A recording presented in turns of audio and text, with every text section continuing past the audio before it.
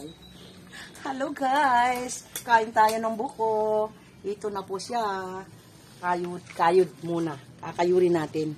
Tapos, yun na siya guys. Ang dami na oh. Ayun. Dami na oh. Yan. Kasi mag-birthday ako. So, isasalad ko siya.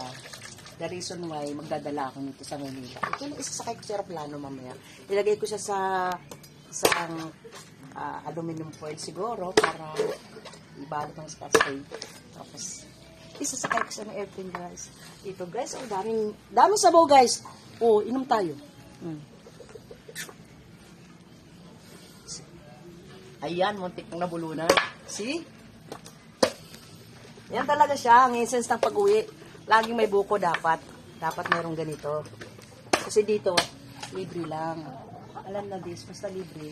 Pwede namang i-take kung basta libre, di ba guys? Libre, di ba? Mahal kasi ito sa Manila eh. Ha? Kahit mahal, siyempre, afford natin. Pero, mas masarap talaga yung pitas miso sa puno. Yung ikaw manamitas, ikaw kakayod, yun yung essence ng ano.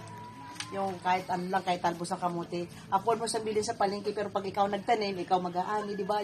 Yung saya sa puso mo, ikaw yun yung hindi na bayaran ng pera, yun talaga yun. Thank you for watching guys. Halina kayo, kain na tayo ng buko. Follow for more.